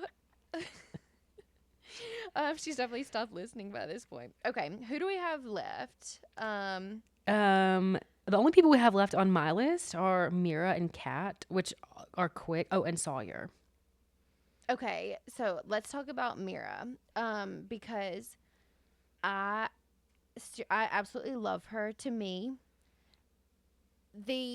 her not telling Violet about herself even after she like went to see the grandmother, like, and she has all of these answers, it made me really, really sad for their relationship. But like at the end of the day, I think Mira is the best big sister. Like, I feel like she loves Violet so much, and like I love the way that she shows it, but I also think that Mira is a badass. I was dying laughing when she kneed Drake in the crotch, but like then also it seems like they're building that relationship. Yeah, there's tension between Mira and like I'm sat for that right there because I feel like she genuinely fucking hates him, and I would love to see that play out. Yeah, I'm very interested in Mira. She's been one of my favorites since the beginning of time. Their relationship to me in this book felt like a fumble. I was like, where is Mira? Why are they not getting along? Like, there's no need for there to be this much conflict between Violet and Mira, especially with the books. I do feel bad that Mira like really wanted to be included in that and wasn't, and it's like this Violet's journey and she's like kind of playing second fiddle, but at the end of the day, she loves her. She's her big sister. I wanted their relationship to be a little bit better mended by the end, and it just like wasn't. Yeah, no, I felt the same way. I felt bad for Mira because like it's giving jealousy, which almost feels out of character for Mira. It did like, feel it makes me feel bad for her. Very out of character for her, and also very out of character for her almost dying. I wrote down, if Mira would have died, I would have DNF'd the book. I swear to God, I would have stopped reading the book because like Mira is like, I'm like clinging to her in this storyline. And I'm sorry, like she can't die. Did you have anything else to say about her? Because I did have one just like little note about Brennan. Mm-mm. Okay. Again, is Brennan in the room with us now? Like, what was the point of making him the whole big twist at the end of the first book? To what's he doing? Like, I don't know. Doesn't matter. I don't know. And this is my whole issue with them going to school and going to Orisha and going to the islands and doing this. Like, we're missing key parts of what's actually going on in this war because Brennan is stuck doing it by himself with these retired ass riders and new recruits that are fucking dropping like flies, and he doesn't even have wards anymore. And he's up here. Like every time they talk about him, he's like got bags under his eyes and has gray hair. I'm like, somebody help Brennan. No, and like, why are you continuing to develop new plot lines and new stories and new settings and new ideas? What about all the ones that you already That are developed? established. Like, We would love a temperature check on, is Brennan alive? Is everything going okay? 100%. I'm just like, what's happening? I don't know. Oh my God, she just like missed the mark entirely. And then speaking of people who like, I feel like she just like dropped the ball. Kat, like, Okay. she seriously set up a perfect character. What happened? Okay. I have so much fucking beef with this character because not with Kat herself. It's not her fault, okay? She was perfect. I would not have touched a fucking hair on her head on the last book. Same. You're telling me all of a sudden she decides that she's extremely jealous that Xaden and Violet are now together, and she's like so jealous to the point that she's like verbalizing it in front of other people? 100%. No, she doesn't give a fuck, first and foremost. She has moved on. She's way too bad of a bitch to bring it up even if she hadn't moved on. She would never stoop so low as to making digs and saying like, well, he should be with me, or like when he was with me. Like, Kat, we know that's not you, girl. We don't blame you. No, 100%. That is not her. I can understand the personality change after Traeger dies. Like, truly, I was gutted for her. Yeah. And, like, honestly, no offense to Traeger. Like, I don't have any issues with him. I kind of feel like she was too good for him anyway. But why the letdown with Kat? Like, she has seriously so much potential to be such a bad bitch, to be so helpful in literally any of these situations that you're in. And I just felt like she is playing not second, not third, not fourth, not fifth, like 10th fiddle to literally everyone else after you've set her up to be such a bad bitch. To be the best. And like, yeah. No, literally, it is infuriating. Like, I was so happy when I saw her back in the story, and like she's along for the ride on everything. Like, she might as well not have been, because she got like no screen time. Yeah, she got no screen time. The only time that we even saw her was when she was being jealous or her boyfriend was getting killed. Like, that's not fair for a character that was seriously like the diamond of the season last book. Yep. 100%. That's the perfect way to say it. Okay, let's quickly talk about Sawyer, and then I did have just like a couple of notes on Eric, and then I didn't have anybody else. So what were your notes on Sawyer? I loved Sawyer's turnaround. I could have like cried tears of joy when he was able to get back on his dragon. I felt really bad that like he was having such an internal conflict about it, because he was like, well, I don't want you to be like let down that I can't climb up here, or you know, whatever. And then Violet's questioning like, oh my God, is that how you feel? And he's like, Tarn's like, shut up. But I genuinely love him. I love that he's like still interested in Jacinia, and that he's like still going down and like learning the scribe sign language. And I don't know, he just seems like literally a pea-jom. 100%. And like, I kind of feel bad now, because in the last book I was like, I don't care about Sawyer, but now I'm like so invested in him. Like, total pea-jom energy. He is so sweet. I wrote pretty much exactly what you said. Like, I love him and Jacinia. They just feel really like middle school relationship, and it's so cute. It's so cute. Which, like, obviously, like, he can't really communicate with her, but it's so cute that he's trying. It seems like him and I think his dragon is Sleeshig. It seems like they have a really sweet relationship with each other. So it just like he was kind of like a bright spot in the story, and like love to see him back in the saddle, literally. Yeah, totally. Okay, the last person is Eric, and I just have like a couple quick notes. When he was like fuck this. Howden cannot go on any more trips. Like, here I am. I don't care what you do. Like, you're literally a detriment to us all by continuing to go. I loved that part of the story. And like, it seems like his dragon is super badass. Like, I love that he's blue. And Tarn said that he's like huge too. Yeah. And then I think I caught onto the foresight like pretty early, because whenever he pulled, I think it was Traeger, like out of the way when the doors were going to open, I was like, hold on. But this is what I want to say. When Violet said, Eric's a precog, don't shorten it. Like, that was another part where I was like, I've had issues with this since she made up the word intrinsic. Like, stop trying to make fetch happen. Like, stop trying to take these words that already exist and make them into something that's like a little bit fragmented. But like, we still know what you mean. We still know where you got your idea from. Make up a brand new word for it. 100%. Or use the real word. 100%. 100%. Anyway, I loved Eric. I'm so happy for him to be a part of this story. Like, he was just another bright spot for me, something that I can actually say that I liked about this book. I agree. I really liked his character. I can't believe I didn't write anything down about him. He was such a good character this time around. It was not as obvious to me, I'll say, about his precog abilities, but I did pick up on it finally when they had the battle, and he was like, Andarna, guard this area. Or like, he didn't even tell Andarna, he told someone else. He told Violet. And then Andarna was like, well, the king said. Yeah. Oh my God, so fucking cute. No.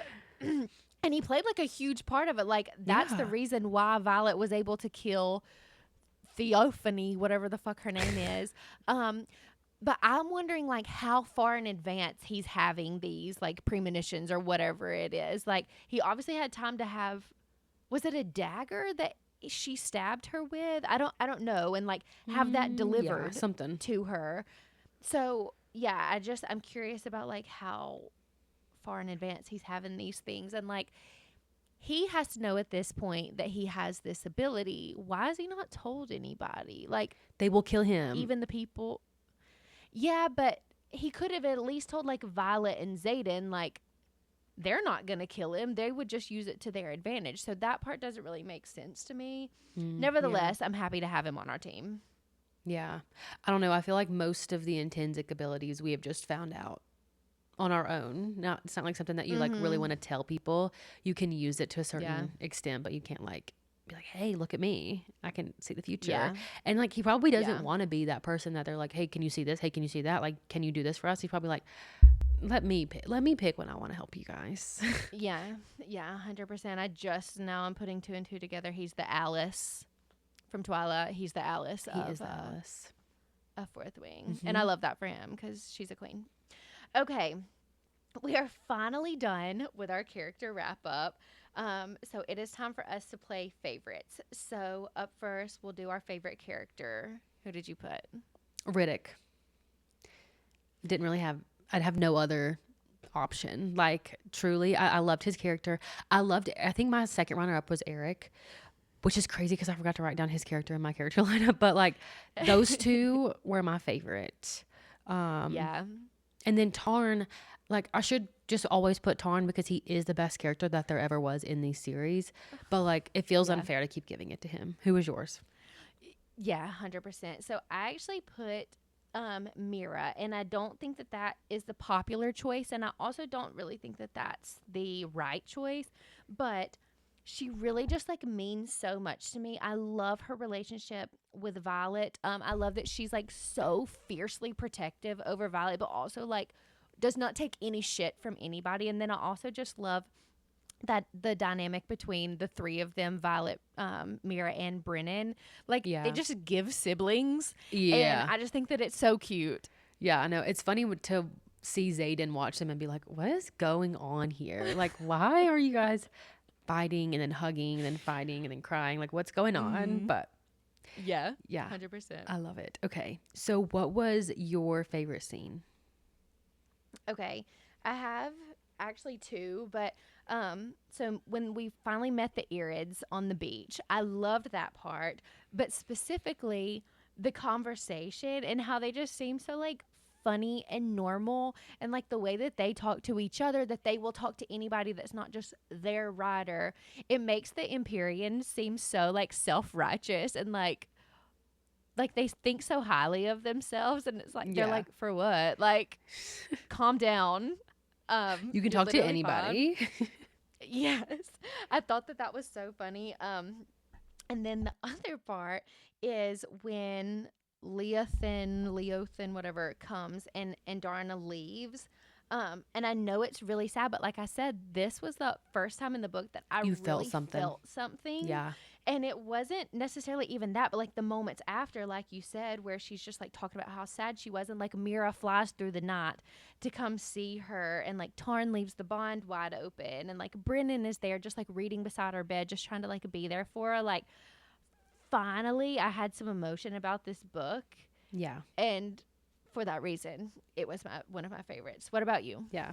Before I go into mine, I wanted to ask you, what do you think about the actual plot line when it comes to the Empyrean, like getting this egg, and the Irids just like were like, yeah, like if you can prove to us that like you can raise this dragon in a good way, then like we'll come back. And like, what do you think about that? Okay, I thought it was like dumb on the Irids part, because like, what do you mean they're gonna raise it the way that they raise? Just because she is different, it's like nature versus nurture. Like, sure, she has some kind of like things about her that maybe lean toward their way of thinking, but like at the end of the day, she's being brought up by two of the most powerful dragons in the entire Empyrean. Like, that's how she thinks life goes. She doesn't really even know. Yeah, and they're also she's blaming it different. on the humans, saying like, well, humans haven't changed, so dragon kind hasn't been able to change. But it's like, what do you want us to do? Die at the hands of these like dark wielders? Like, I don't like, what other option do we have? And at what point did you guys 100%. decide that you're just gonna drop an egg to test our ability to like take care of ourselves? Like, what does this have to do with you? Right, 100%. I think that the way the Irids are looking at the situation is just like really narrow minded. Like, you Yeah. don't know what we're going through, you don't know how it is. We have, like, what do you want us to do? Like, it's just roll over and let them walk all over us? Like, no, we had to evolve. Yeah. And this is what happened. I thought it was the stupidest. Like, I wanted an explanation of like how Andarna ended up there and how the egg got there, but the one she gave us, I was like, no, I don't accept this as truth. This is so stupid. Yeah, I think that they're really just like, while they may not be self-righteous with the way that they communicate, they're self-righteous in like, they just seem like so morally superior. Yeah, and it's like, okay, they don't oh, you know. want peace? Okay, well, you have the privilege of experiencing peace because you don't live in a literal war ground. Like, Right. like we're like in bunkers, you know, like our dragons are the only things that can save our lives. Like, I don't know what to tell you. Yeah, 100%. So crazy. Okay, so what was your favorite scene? my favorite scene, and I can't, like, I was literally like, oh my God, we're going to have the exact same favorite scene. Like, I just knew this was going to be yours because I'm so passionate about it. When she got the books from her dad in Deverelli in that book store, I guess, the library in Deverelli, when that lady, I can't even remember her name, was telling the story of like her dad bringing it, she was like, yeah, they, you know, he said that like you would be able to answer these riddles because and she looks at me and she's like, scribe would know the answers, like, you know, and then she's like, oh, Dane, like I heard so much about you, like you are handsome, and Zayden's like, what? Like, I was so obsessed with the whole entire scene. It was so funny, and you're right. Like, that was such a good one. I forgot about that one. But them like attacking people and being like, "No, like seriously, you don't want this. Like, Please not don't ready make for us do this." it." Yeah, yeah. And then 100%. the part, like, this is not related to this scene, but like I kept loving the glimpses of like Violet's past through either through her dad, like this scene, or through like I loved learning about her and Halden and how that all kind of came about and how like, you know, it just like it added so much to it. Just like good layers that I was like eating it up. Okay. And then my other favorite scene, which I won't talk super long about, but the dinner scene in Hedotus where she poisoned Zayden's mom. Okay. Was there a specific part of, or like just the fact that she poisoned them? When they all realized that they were poisoned because they thought that they were gonna hurt, like they thought they were gonna poison them, but they had already been poisoned. I was like, yeah, fuck you. Yeah, and I love that it happened to Zayden's mom because they were the ones that were sitting there like, well, you need to get a marriage going so that we can benefit from it. And then you need an heir. And once that's done, we'll help you. And they're like, okay, how about we murder you and your family or you help us instead? Yeah, 100%. 100%. And I think that's a fair trade. Two really good ones. I forgot about like the Halden of it all. Like but like the thing is, I love Halden. I felt like he really brought like, not in like a, I'm on his side, but like I loved having his character as the story and as part of the story. He's such a fucking dick, but like, I want more of him. Like I just love people showing him up in all kinds of different ways. Yeah. And I just felt like he brought a lot to the story. Yeah, he really did. Okay, so now we are going to talk some shit. First time for everything. We've never done that before. Right. So who is your least favorite character? The Irids. Because literally fuck them. Fuck them and everything they stand for. Okay, I have no notes for that. Okay, perfect. Who is yours? Okay, wrong opinion again. But Marin, I don't know why she gives me wet blanket. What did she do to you? They barely brought her up. No, I know that that's what I wrote. Like, she didn't do anything, but I think that's the point. Like, I think that's why. I'm just like, why is she here? I don't feel like she's bringing anything to the table. Like, don't get me wrong. I'm so sad about her family and everything. I would rather, like, the parts where she's in, I would rather them be dedicated to something else. Like, I don't care enough about her character. And, again, like, I don't have a bad word to say about her, but. No, clearly you do. She's your least favorite character. And all she did was get her dream interrupted by Violet. So, like, I don't. Yeah. I think I disagree here. I can't explain it. Like I said, wrong opinion. Like, I don't know. I just don't feel any kind of connection to her. Interesting. Okay, so that's what I got. Yeah. So what about your least favorite scene? My least favorite scene was the poisoning scene. I can't explain it. It's just one of those where like there's just an energy over the scene that I didn't like. It felt very prickly and dangerous the whole time. Like I was just like, okay, let's get this over with. But then when I found out that they were poisoned, I was like, see ya, suckers. Yeah, no, and like I did think like the part where they're in the kitchen and like the cook tries to attack them and Riddick is like, okay, I love you too. No, like he's like, we're trained fighters. Like, you're a chef. So calm down. And Riddick, when he throws the knife and it's like embedded, he's like, are you serious? Like, I seriously only brought one jacket. Like, I thought that part was really funny. Yeah. But I don't know. I didn't like Garrick being incapacitated, but I did think it was funny that he was like, yum, and just like shoveling the food. Oh my God. I was like, Garrick, sir, aren't you supposed to be like the second to like the leader of this? Like, what is going on? No, it's so funny. I mean, like, there were great parts, but I'm gonna be honest, like, it was a little bit hard for me to pick a least favorite scene, even though like I've talked shit about everything. But that's kind of like the moral of my story, is that the story itself was fine. It was the execution and specifically the dialogue and the writing that really like screwed this book up for me. Anyway, okay, what was your least favorite scene? Okay, my least favorite scene was the part in Deverelli where Xaden had no access to magic, and he was like standing in the water and like being all like melancholy. But then now that he doesn't have this like pull or this draw, he's like being really nice and friendly to everybody. And like he asks Dane and Violet, he's like, oh, did you guys ride a lot growing up? And they were just like, did you just ask us about our childhood? Like, what are you doing here? Like, that part was funny, but I liked that exact scene. Like, that was funny. But like the whole part of him being like, having no access to magic and like, this is how life could be. And Violet like fantasizing about, oh, let's just move here and like be in the island. And like, this could solve all our problems. I always hate scenes like that where it's like, kind of a glimpse into like a false reality and gives people a sense of security or longing, and they're like, it's just like, you can't just patch things up that way. And so I just hate the vibes of that. Yeah, I completely understand that. And I agree with you. Like, I just soft Zayden, it just doesn't work. It doesn't work. It wasn't meant to be. No. Do you have any hot takes? I do.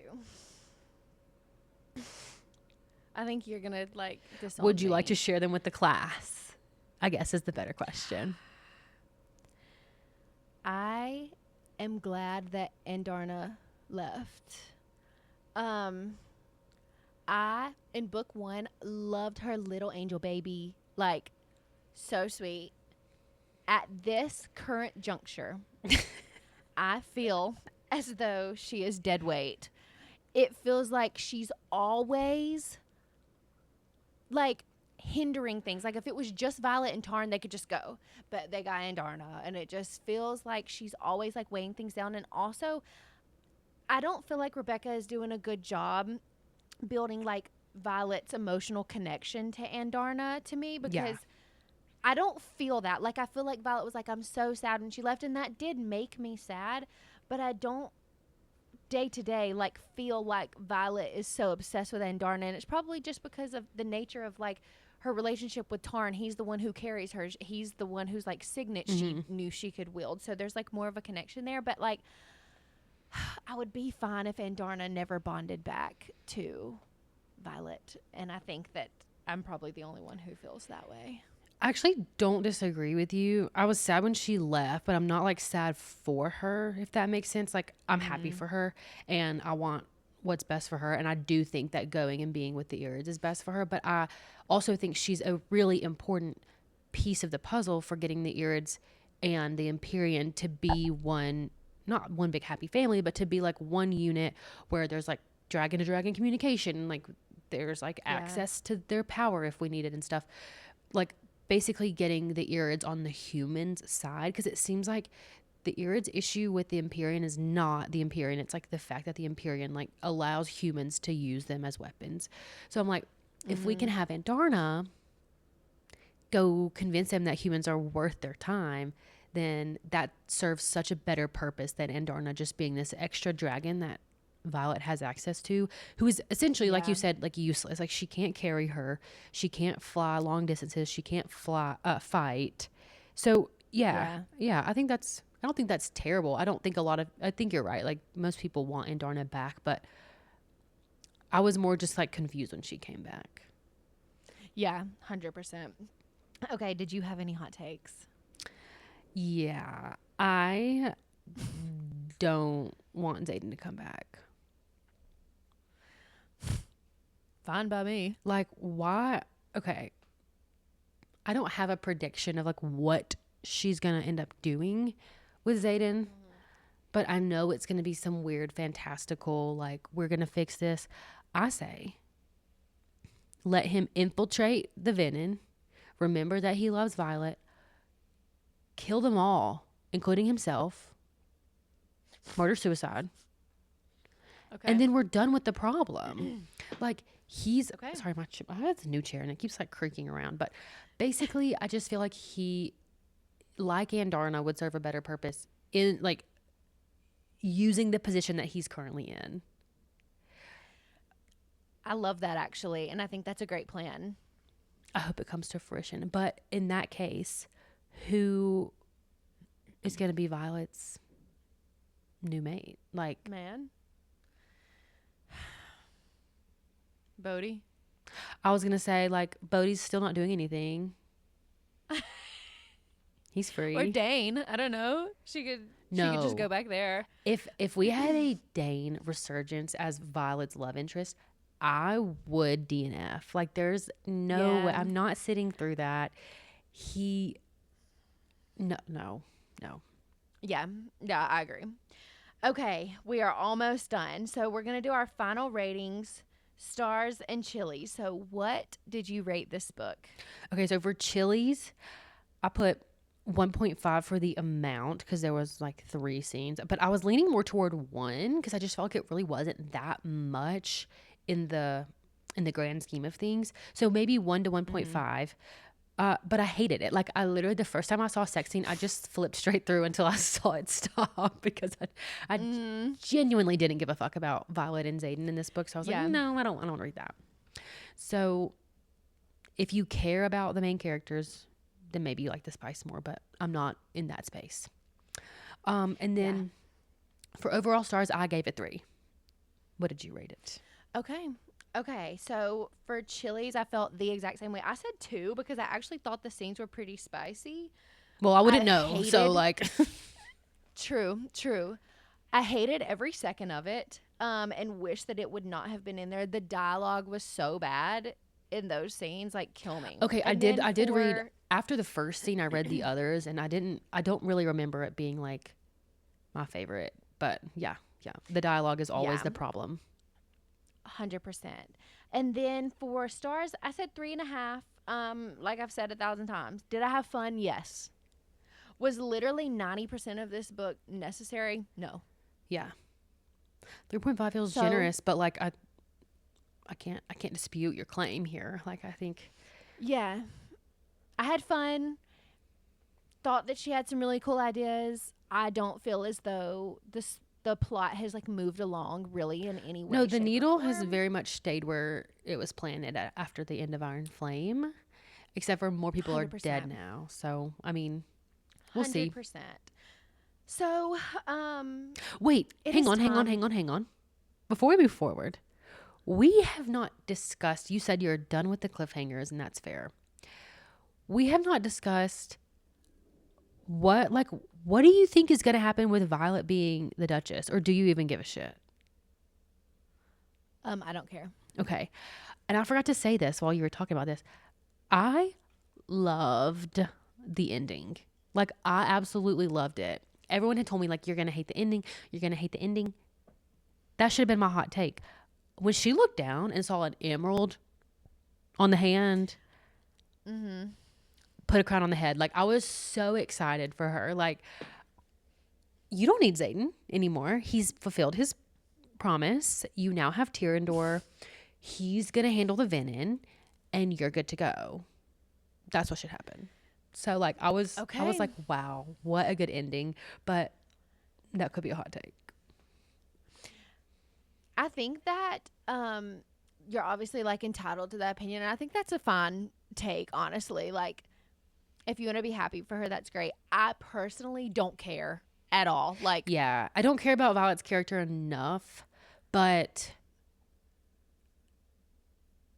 I feel like it kind of it moved something somewhere. Like, it didn't leave her in the same position. Like, oh, I'm just a war college student. Oh, I'm just like, I just have this one dragon now, and I don't have you. Like, she's like, now I have a territory to, like, lead.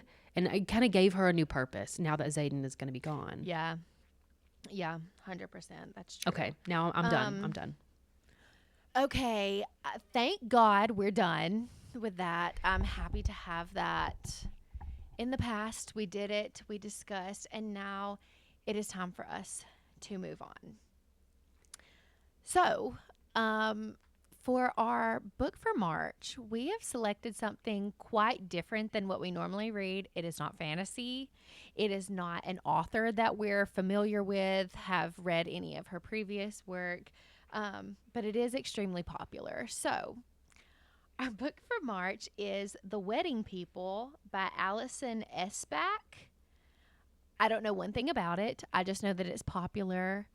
And I also know that it's short, which is like going to be a nice reprieve for us for the month of March. So, yeah, do you know anything about it? I totally agree. No, I have absolutely no clue what the plot line is. I did get a couple of spoilers in my DMs, which I actually don't really care about that much. They weren't anything big. But I'm really excited because we're reading a book that has good reviews. Our very last episode, I had discussed how excited I was for Onyx Storm because I knew it was going to be good, and boy was I proven wrong. But this time, like, I've had multiple people send me a DM saying this is their favorite book of 2024. And so I have way more confidence now that we're going to enjoy the experience. Okay. Well, thank God. I'm so ready to read a good book again. Can't remember really. I am so ready to read a good book. And let me tell you, the links I had to go to get my hands on it because we decided the other day we're just going to run by Barnes & Noble. Let me start from the beginning. Okay. We put a poll on our story because Katie has been talking about this book called Spark of the Everflame for like over a year. It's not new, but it's a fantasy book and it's apparently a good one and it's a series. And I've been wanting to read it. It's been on my TBR. So I was like, I want to read. I said, I want to read Spark of the Everflame, but Katie's already read it. So it's really not fair to make her reread a book that's for no reason. So we put a poll on our Instagram, Spark of the Everflame versus The Wedding People.